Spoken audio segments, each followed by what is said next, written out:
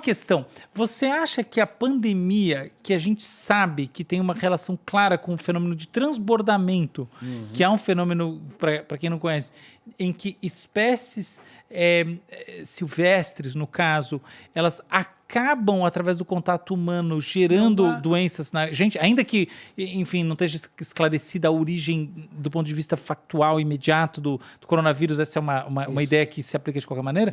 Você acha que isso daí vai trazer vai ser um catalisador de mudança de consciência? Veja, todas as 20 principais pandemias que tivemos nas últimas 4 décadas vieram, em geral, de transbordamento. De transbordamento. O que a gente chama isso?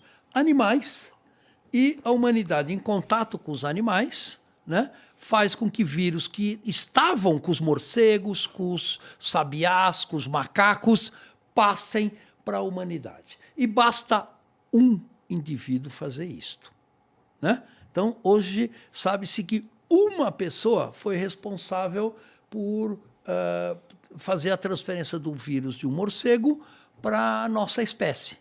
Só que tem um pequeno detalhe. Na Amazônia, há milhares de vírus em equilíbrio hoje no ecossistema, tanto com os animais, quanto com a biota, quanto com os vegetais, né? E a gente, continuando o desmatamento da Amazônia, o que é que a gente vai fazer? Facilitar o contato desses vírus com a nossa espécie. Conclusão, Covid-19 é fichinha perto de outras pandemias que podem aparecer se a gente continuar desmatando as florestas tropicais. Isso é certo. Pode demorar 2 anos, 10 anos ou 20 anos, mas vai acontecer de novo, né?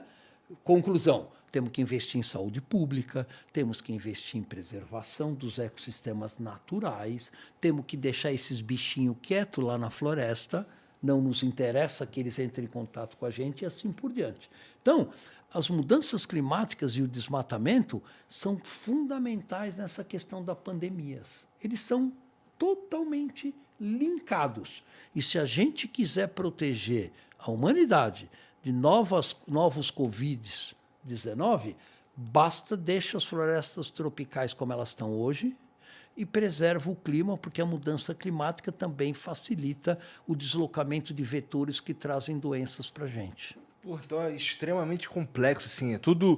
do jeito que você está falando, e você acabou de dizer com todas as palavras, é impressionante como é tudo ligado.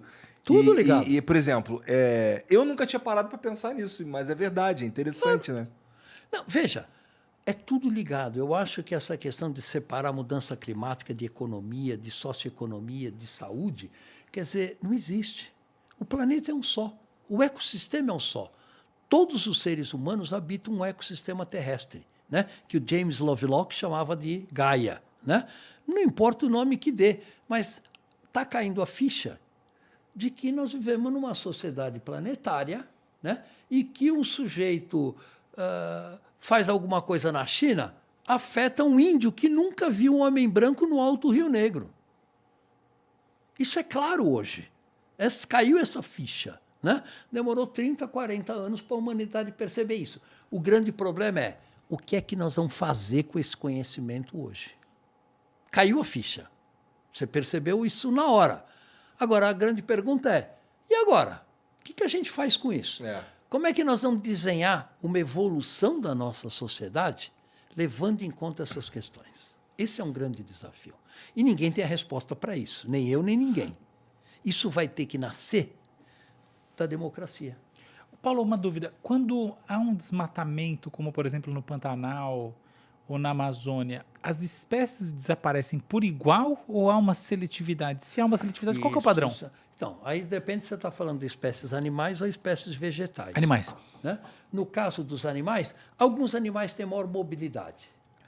Estes conseguem escapar mais facilmente. Outros animais têm muito menor. Um peixe que está num lago, né? O lago secou, morreu. Já era. Uma ave, ela pode migrar. Então, isso está fazendo uma alteração muito forte. Os mamíferos estão indo para o beleléu. Na biodiversidade. É isso que eu li. Já está fazendo. Parece que os mamíferos terrestres brasileiros estão desaparecendo. Exato. Né? E não é só no Brasil, Tá, isso é sim, na sim, sim, Índia, sim, isso é nos Estados Unidos e assim por diante. E esta biodiversidade, as pessoas também não caem a ficha, a gente depende delas. A gente depende tremendamente da manutenção da biodiversidade do planeta, que é um pool de DNA que é responsável pela evolução darwiniana, né? Então, isso é muito mais importante. É fácil de perceber isso na questão vegetal, né? A gente está reduzindo o número de espécies que a gente come, comparado com 300, 400 anos. Isso diminui a nossa diversidade biológica e diminui a nossa diversidade do DNA. A gente tem que voltar a ampliar esse território, a gente tem que preservar a biodiversidade, que ela é tão importante quanto ter um clima estável. A gente depende dela, a gente depende de uma abelha que faz a polinização. A gente depende de um morcego que também trabalha nessa direção. E vai por aí afora. O cara que está... Às vezes o cara que está sentado em casa assistindo esse programa, ele nem se dá conta do quanto ele precisa de uma abelha. Sem né? dúvida nenhuma. A abelha é Bonito isso que você essencial para a falou. vida dele. Os polinizadores são essenciais. É eles que trazem a diversidade biológica, é eles que fazem, por exemplo, polinização na cana-de-açúcar para você botar álcool no seu carro. Aham. É simples como isso.